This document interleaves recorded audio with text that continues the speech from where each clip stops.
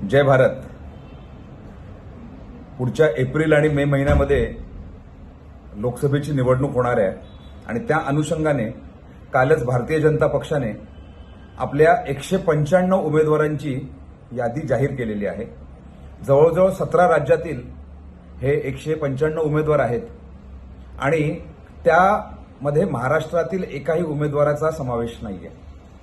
आपल्याला माहिती आहे की महायुतीचं जे महाविकास आघाडीचं जे सरकार होतं त्या सरकारमधल्या शिवसेना फोडून भारतीय जनता पक्षाने सत्ता स्थापना केली आणि त्याच्यानंतर राष्ट्रवादी काँग्रेस सुद्धा फोडली आणि अजितदादांना सोबत घेतलं. दोन्ही वेळेस जुनी शिवसेना आणि जुन्या राष्ट्रवादीमधील बरेचसे आमदार आणि खासदार हे जाऊन सत्तेच्या पंक्तीत बसले आणि अशा वेळेस गेल्या जवळजवळ 1.25 वर्षापासून हे जे सरकार काम करते महायुतीचं सरकार, त्याच्या पदाधिकाऱ्यांमध्ये, नेत्यांमध्ये आणि ह्या तिन्ही पक्षांमध्ये आपापसात अविश्वासाचं वातावरण आहे. त्यांचा एकमेकांवरचा विश्वास पूर्णपणे संपलेला आहे आणि संधी साधू विचाराने एकत्र आलेले ह्या तिन्ही पक्षाच्या नेत्यांच्या आपण कार्यशैलीकडे जर बघितलं, ते कशा पद्धतीने काम करतात हे जर बघितलं तर भारतीय जनता पक्षाचा जो काही आत्मविश्वास आहे तो सुद्धा डगमगलेला आहे. आणि म्हणून 17 राज्यांपैकी महाराष्ट्रातल्या एकाही खासदाराचं नाव काल राष्ट्रीय सरचिटणीस विनोद तावडे यांनी पुकारलेलं नाहीये. येणाऱ्या काळामध्ये जेव्हा केव्हा ते नाव पुकारतील तेव्हा ह्या 3 पक्षांच्या मधील आपापसातील जी मतभेद आहेत, आपापसातील जी भांडणं आहेत ती उत्स्फूर्तपणे बाहेर येतील आणि यांचं खरी जी काही परिस्थिती आहे, जी एवढे दिवस महायुतीचे घटक पक्ष सगळं दाबून ठेवत आहेत, ती जनतेसमोर येईल. आणि म्हणूनच हे येऊन देण्याच्या दृष्टीने घाबरून भारतीय जनता पक्षाने महाराष्ट्रातील एकही जागा अनाऊन्स केलेली नाहीये. येणाऱ्या काळामध्ये आपल्याला माहिती आहे की या ज्यांना तिकीट मिळणार नाही ते बंडखोरी करू शकतात, ते पुन्हा एकदा स्वतःच्या पक्षात जाऊ शकतात. आणि म्हणून काल भारतीय जनता पक्षाने 195 लोकांची नावं जाहीर केली. त्यात पवन सिंग नावाचा पश्चिम बंगालमधला जो एक उमेदवार होता त्याने नम्रपणे नकार दिलेला आहे की मला नाही, माझं नाव मी परत घेतो, उमेदवारी परत घेतो.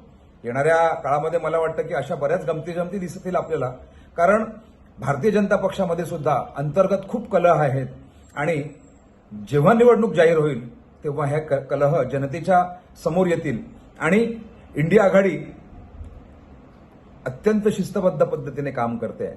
त्यामुळे येणाऱ्या काळात विजय हा इंडिया आघाडीचाच होईल असं मला वाटतं. जय भारत. कल भारतीय जनता पक्ष के जो राष्ट्रीय सचिव है माननीय विनोद तावड़े जी, उन्होंने लोकसभा चुनाव के लिए करीब 17 राज्यों से 195 उम्मीदवारों की लिस्ट जारी की है. इन 17 राज्यों में जो उम्मीदवार दिए हैं उसमें महाराष्ट्र का एक भी उम्मीदवार है नहीं. हमें पता है कि करीब 1.25 साल पहले महाविकास आघाड़ी सरकार का जो एक घटक पक्ष था शिवसेना को फोड़ के एकनाथ शिंदे को साथ में लेके भारतीय जनता पक्ष ने महाराष्ट्र में सरकार बना ली. कुछ ही महीनों पहले राष्ट्रवादी कांग्रेस को भी फोड़ के अजित पवार जी को साथ में लेके और भी उन्होंने अपना शासन तगड़ा करने की कोशिश की और अभी वो खुद को महायुति कहलाते हैं. हम देख रहे हैं कि महायुति के जो पक्ष है, भारतीय जनता पक्ष, शिंदे जी की शिवसेना और अजितदादा पवार की राष्ट्रवादी कांग्रेस, इन तीनों संगठनों के मन में एक दूसरे के बारे में थोड़ा भी विश्वास नहीं है. उनके जो नेता है उनके बीच में बहुत मतभेद है. एक दूसरे के ऊपर थोड़ा भी विश्वास न होने के कारण अगर भारतीय जनता पक्ष ने इस वक्त कुछ उम्मीदवारों के नाम डिक्लेयर किए होते तो जो अंतर्गत मतभेद है, जो झगड़े चल रहे हैं, वो जनता के सामने आते थे. और इसी कारण आपको पता है कि 195 में से 24 घंटे भी नहीं हुए, आज पवन सिंह नामक एक उम्मीदवार है पश्चिम बंगाल का, उसने कहा है कि मैं चुनाव नहीं लड़ूंगा. जब ये लिस्ट बनाई भारतीय जनता पार्टी ने तो क्या उन्होंने सही ढंग से उम्मीदवारों को पूछा नहीं था क्या? तो भारतीय जनता पक्ष की जो दमनशाही है उसका आने वाले दिनों में हम देखेंगे कैसा विस्फोट होता है। और इन तीनों पार्टी में उसके नेता में अविश्वास का वातावरण होने के कारण डर के मारे भारतीय जनता पक्ष ने महाराष्ट्र से एक भी उम्मीदवार का नाम घोषित नहीं किया है।